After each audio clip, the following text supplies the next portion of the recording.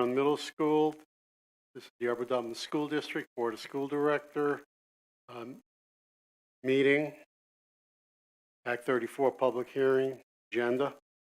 Tonight it is November 12th, 2018. We are in the high school Cardinal Room. It is 6 p.m. I do have some opening remarks before we get into the main body of the meeting tonight. Just to introduce the individuals who are sitting up front. My name is Art Levinowitz. I'm the president of the Board of School Directors for the Upper Dublin School District. With me is our solicitor, Mr. Kenneth Roos, Superintendent, Dr. Stephen Yanni, board member and chair of the Operations Committee, Mr. Mark Sirota. From Doing Engineering is Mr. Arif Frizzell. From Breslin, Ridyard, and Federo Architects is Mr. Robin Breslin. From PFM Financial Advisors is Jamie Doyle. Good evening.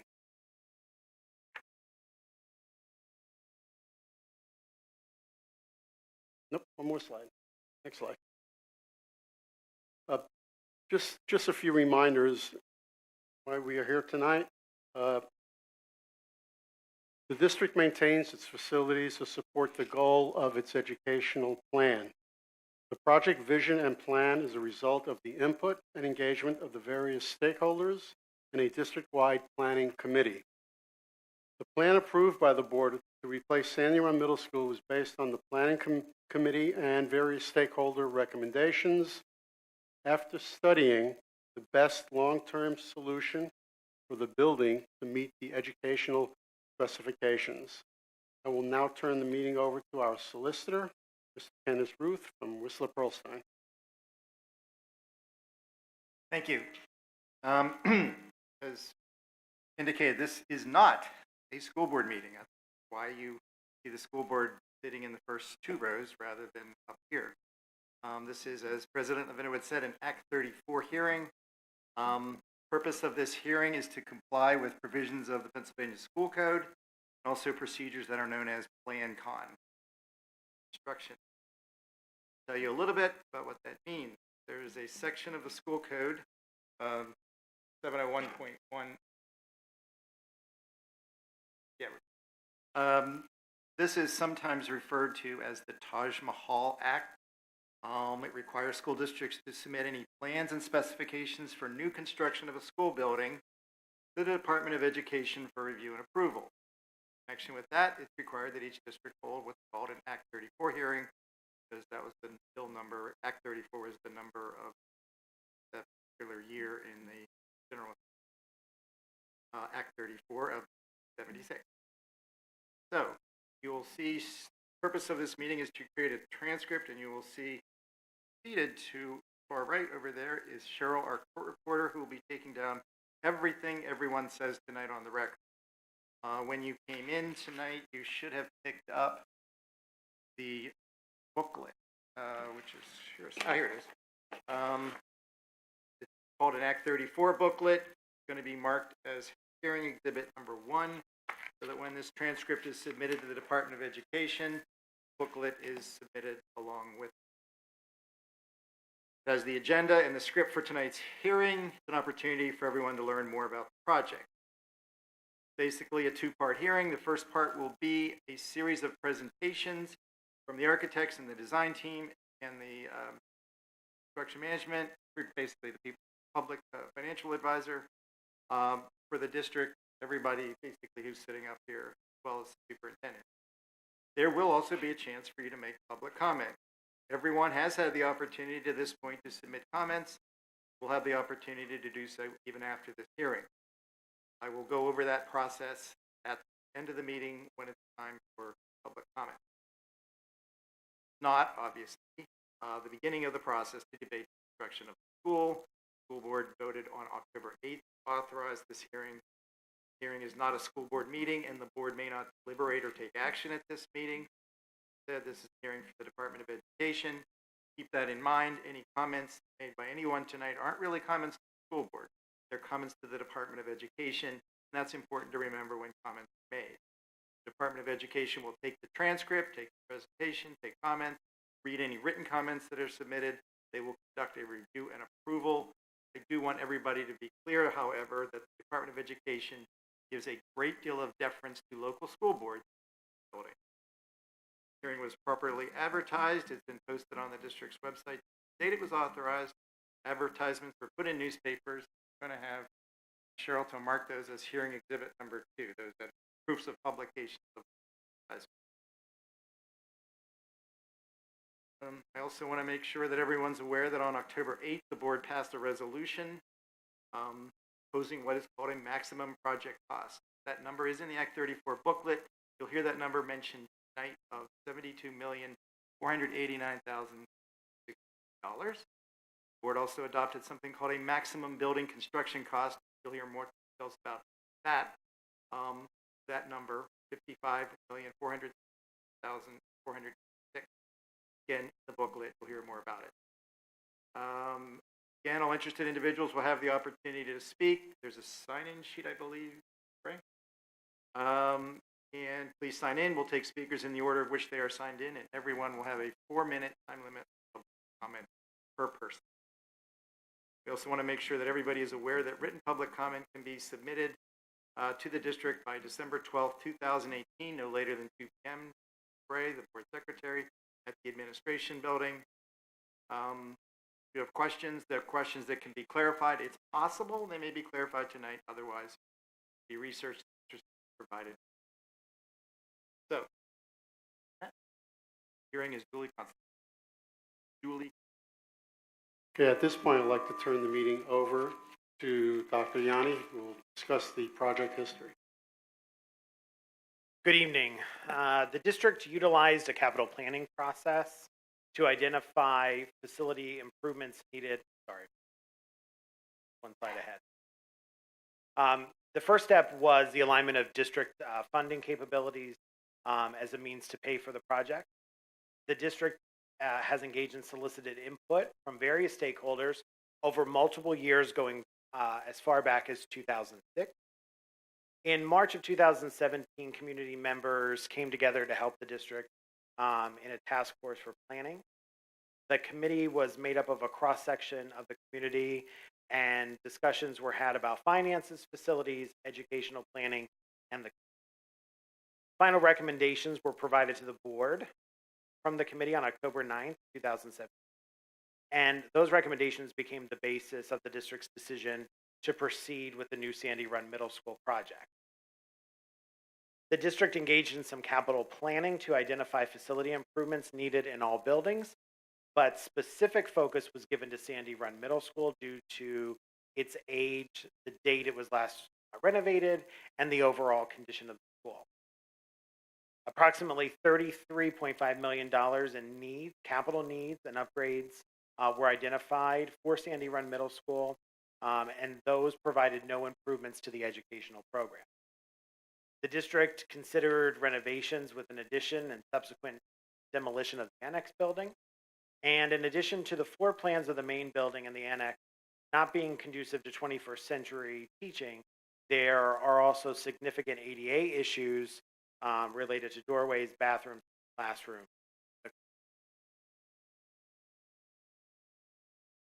Okay, at this point, I'd like to turn the hearing over to Mr. Sirota, who's a school board member and also chair of our operations committee, to discuss the project history and need for the project.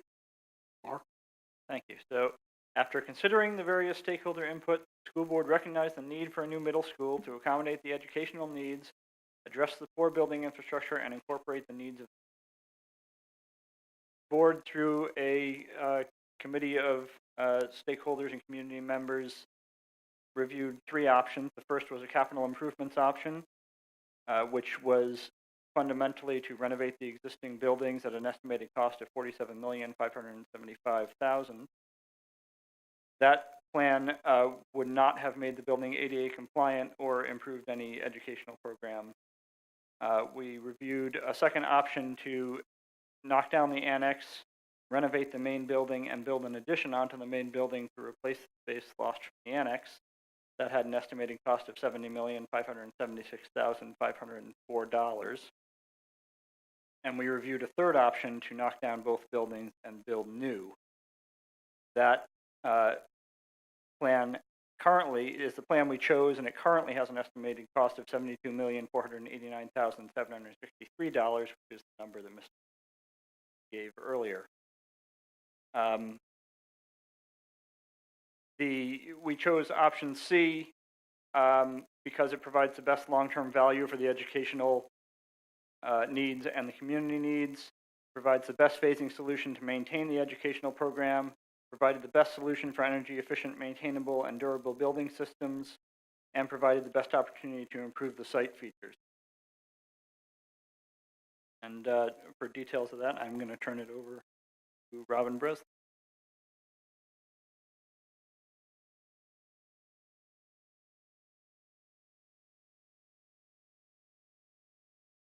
Okay. Thanks, Mark. With regard to project description, what you'll be looking at in a minute is the site plan that shows new building sited on the existing site, lower right-hand side, Twining Road, Pine Road, right. New building in the middle with a bus loading area off the left, 20 bus. Project will be about 210,000 square feet, place 3 project. Will house grades 6 and 7. Site improvement on-site stormwater system will also have separation, current drop-off traffic, bus traffic, as well as separation traffic from that. The building was designed with flexibility, still collaborative based on several. Go to one. This is the main floor plan project, and to the upper part of the slide are the common use facilities, the auditorium. The lower part of the slide is a classroom that's centered on middle level or from level. Go up a floor or down a floor, build staff grade. Fine. But the building was designed with flexibility in mind, the collaborative based on the floors designed on the program. The project will be pursuing energy efficient design, and we're targeting gold rate project. Building will have educational program that was basically from a lot of people, several going on over the last 8 months or so. Teachers to design all, and of course the building was designed not only in the building but also on. Go through the floor plan, upper floor. Then I believe we have a couple of rent what the building looks like outside that you would coming over the bridge from Twining Road. Looking at the story class down. Right. Next slide. Rendering of what the building would appear look like from Twining Road. So this is kind of the slide that I like to think that next. I believe final slide main entrance west, take from where the parents drop off on the sidewalk, main entrance down against that sidewalk, class right, and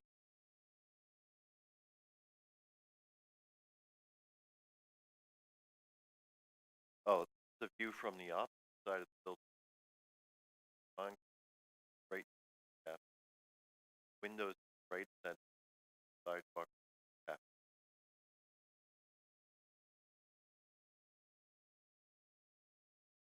That's it. I'm over to Bill to talk about cost.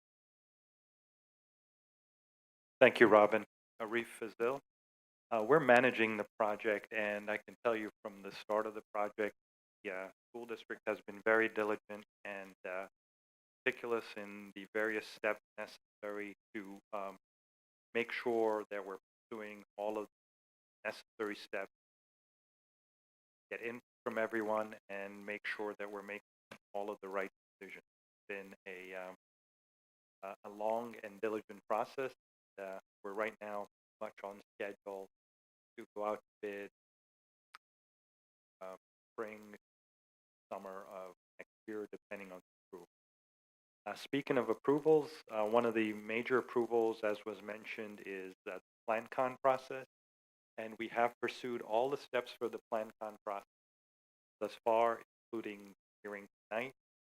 However, PlanCon is still currently on moratorium, therefore we're not necessarily eligible at this time PlanCon process, but the district is in a good position should there be legislature changes in that, they mission line to comply and eligible.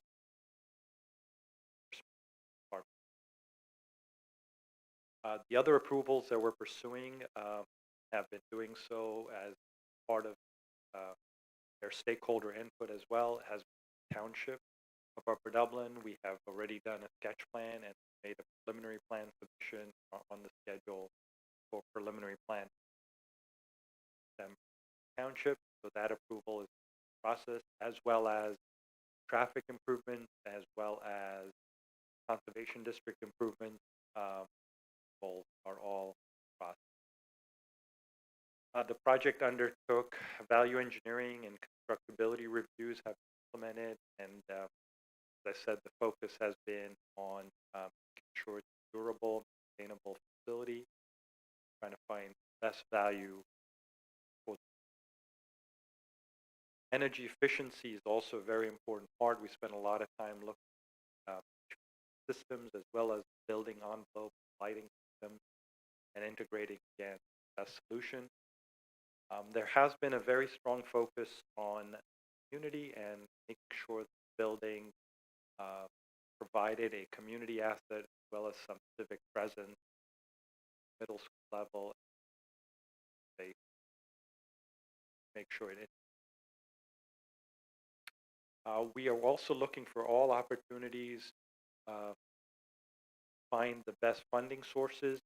We applied for a $2 million alternative and clean energy grant focused again efficiency.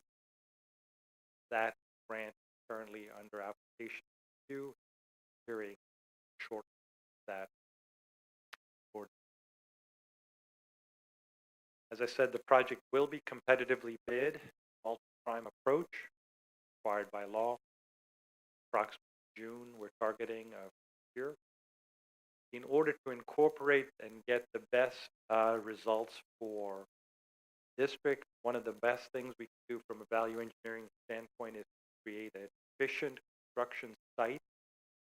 Obviously, while being very considerate, conscientious about making sure the school continues to operate, but by providing modular classrooms and eliminating the annex building, we're able to allow for the construction of the building to occur essentially in one phase. That itself is a critical part of, I think, getting the best pricing possible. Currently, the economy and construction market is very, very competitive. A lot of, so we're finding every opportunity we can, timing and phasing standpoint, to get the best out.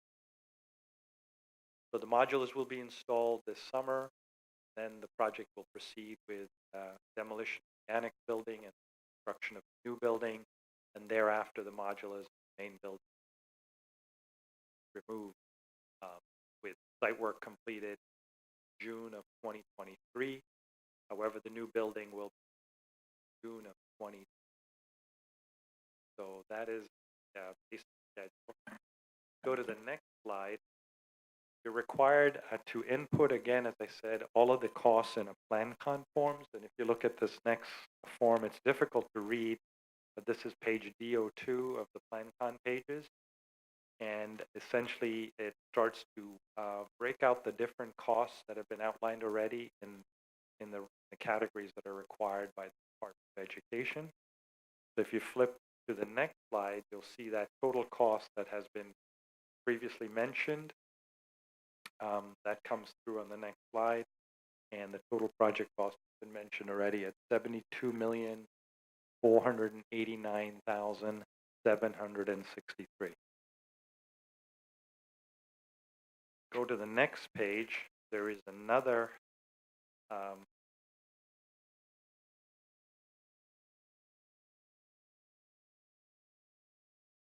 after that, go to the next page. We're now on what's called the Act 34 forms. And what you do here is, I'll try to explain it briefly, but Act 34 is intended to govern and manage, as Mr. Roos said, new construction. So what you try to do with all of those pieces of information, it looks at just the new building. So you separate out site costs, separate out some of the other ancillary costs, just try to identify what is actual building construction cost. So if you look, you see the building construction cost after you go through these various forms is the number that's listed there, which $55,416,486. That is Act 34 cost. So that is the cost, if you would try to put it in simple terms, the new building construction cost itself, just the building, including site ancillary. So if you flip the page over, there is another measurement that you also do, and that is you compare that against what's called the aggregate building expenditure standard. And when you do that exercise, you see that this project is about $2 million below aggregate building expenditure standards. So then this project complies with the requirements and can proceed on that basis. So if you look at that, that's from PlanCon page 3. So the last slide, I'll just give you the conclusion. The conclusion of all of this exercise through the PlanCon forms is that maximum project cost is $72,489,763, and the maximum building construction cost within that 70 is $55,416,486. As I said, the team has been looking, the district has been looking at various ways to manage the costs, and there'll be a number of alternate bids. Some are still to be developed, but some of the larger ones that have already been discussed include auxiliary gym, be an alternate. There'll be an alternate for an artificial turf field. That'll be an add alternate. There'll be some roof alternates. There'll be some finish alternates. We'll look at the best way to handle excavation, subsurface conditions, where a lot of investigation in that area, and then there'll be MEP alternates, that is mechanical, electrical, plumbing system alternates. There'll be some of those also. All of these to ensure competition, get the district best price. So with that, I think we're going to talk about financing and budget impact. I'll turn it over to Jamie Doyle. Good evening. I'm Jamie Doyle, Public Finance Advisor. And our job is to determine the most cost-effective way to pay for the project. And so we looked at 4 alternative methods of financing. First of all, cash, not size, scope of the project. Then looked at the 3 long-term methods of bond, for a local authority or an public utility authority. That analysis, cost-effective, option-effective. On the next slide, this is also looking for other ways debt service effort project has applied for a $1 ACE grant. Amount of debt back district also will most likely not bond insurance credit that is front, and the district considers wrap that service structure tax required project. On the next slide, as was mentioned, is position itself on process should it be available. So document with regard to indirect costs on the following slide, the indirect costs project, and finally regarding total millage, the district anticipates breaking different pieces. As you can see on tables 1, 2, and 3 of the booklet, the general obligation bond series of 2000, just under $10 million, estimated at about 0.1 mil. Series of 2019, amount of $50,140,000 is estimated about 1.04 mils, and finally, the series of 20 under 10 million, roughly 10.1 mil. So that adds up to 1.44 mils plus no indirect costs, minus the fact the district has 1.17 mils identified already for debt service. So when you subtract out that 1.17 mils, that leaves the remaining millage equivalent of roughly 7.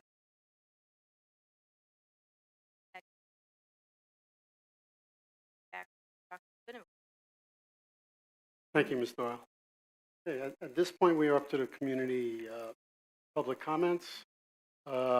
We ask that you step up to the podium, state your name and where you reside in the township. You'll be limited to 4 minutes.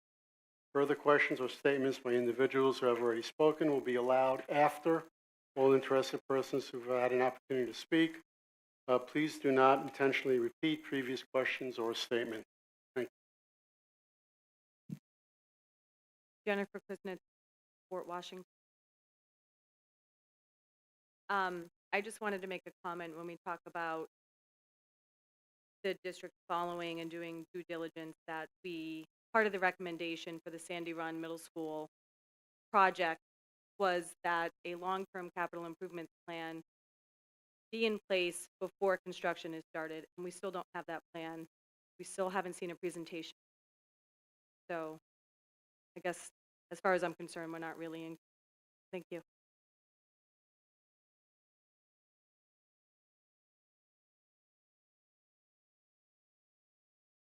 Hi, Jenny Vitella Ambler. I just had a couple questions. You mentioned in the presentation the modular bids were supposed to be available in October of 2008, which is now November, so I'm wondering, have we gotten a presentation on them? I didn't know where we stood. Also, I believe in the presentation tonight you mentioned that the timing of the trailers, but for the record, we'll call modular units, was this summer, but I keep hearing from others that there's going to start disruption to the parking lot and the playing fields and all that stuff at the school starting in March this spring. And of course, that's concerning students that are there, obviously, and the sports thing then. And the alternate bids, if you could please explain them, because we were discussing this whole thing, $70 million was the cushion, was the max, and I think we were planning on making sure that we had an auxiliary gym because we weren't going to have less than what we have right now, and right now we do have 2 gyms. And considering that we're losing multiple fields because of the location of the building, an artificial turf field, if this fall was not an example of why that's important, then I don't know what is. So that those alternate bids I feel is concerning, and I'm not sure why we couldn't manage to be that in the $70 million that was such a larger number to look out. And if you could please just explain roof alternates. I thought we were kind of limited on that. We had to do certain things, the LEED gold, and what's unclassified rock, MEP alternatives, and the finish alternatives. I thought we were going to keep those very simple, not like what we did here. And I'm also concerned because I've heard, since we are in a flood zone at Sandy Run, and where the building's actually pushing field down more into the flood zone, that we may be in the construction zone and whatever equipment would be in that flood zone, if we will end up running into issues not being able to do certain things because of that flood and maybe, I don't know, say DEP. I'm making that up because I don't really know, but if you can explain what limitations or concerns we might have because we are so close to those lines of flood zone.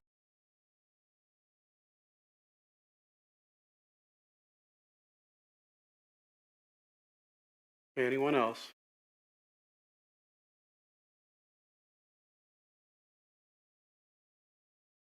Danielle Lee, Blur. Just one question about stormwater management. I was sure whether that was discussed, whether that cost reflected you today, and also just following up on the modular classroom phasing and cost of 1.5 million that all includes class all cost, power.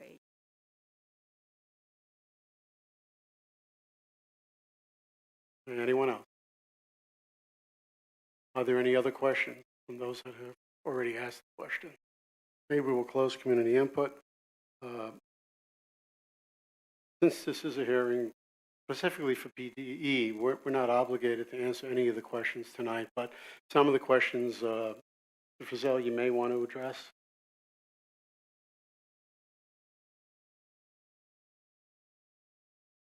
Try to remember them all. So I'll start with last ones by Danielle. The stormwater design, we weren't necessarily going into the details, but like a full stormwater analysis, infiltration requirements, that is all being submitted to NPS, township, and those costs are all part of the site costs. Does that answer that question? I just want to make sure I'm going through them one step at a time. That was your question on. Okay, yeah. Right.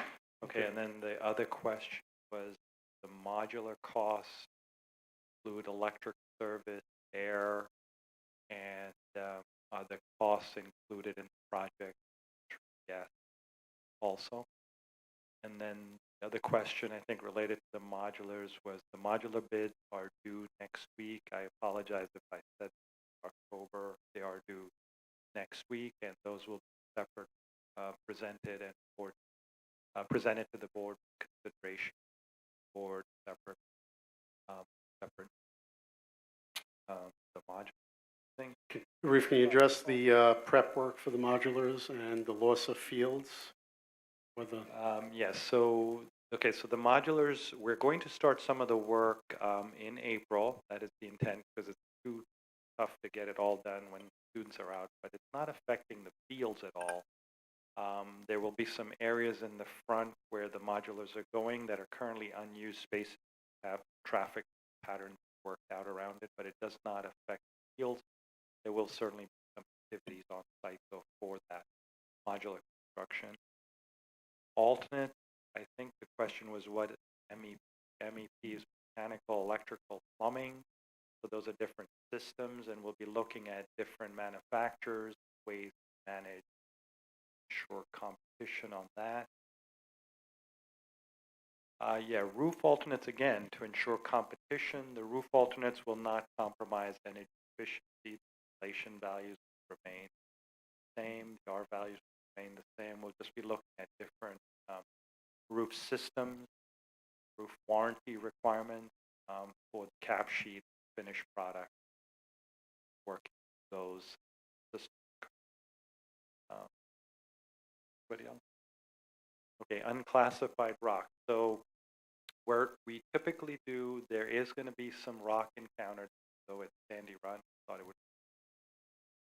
There is a little bit of rock there at different elevations. We're doing a lot of investigation, probes, boring, test pits.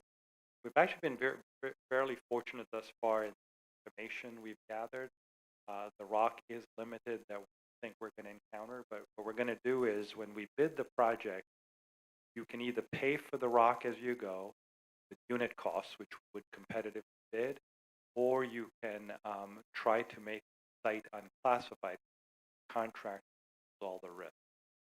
I prefer and recommend right now to the school board that they do it as an alternate and see what that price is. Some contractors know how to bid that and some do not. So we will see what the price is, make an informed, educated decision on how to reassign that risk to the contractor, but knowing what the cost is before we assign. So that's what classified alternate for rock. How do we?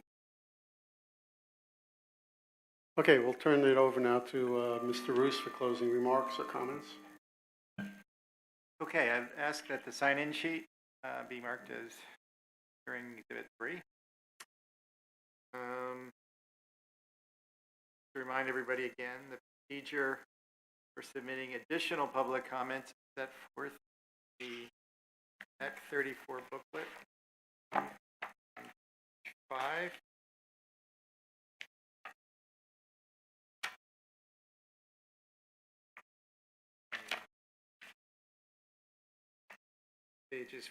Page 4 of the Act 34 hearing details the procedures for submitting additional comment. Please submit those additional comments to Board Secretary Ms. Bray. They will be accepted any time on or before December 12th, no later than 2 p.m. It will all be included with submission to the Department of Education along with the transcript, prior public comment, exhibit, and that hearing this matter. Thank you. We'll take a legislative meeting. We'll start in approximately 23 minutes.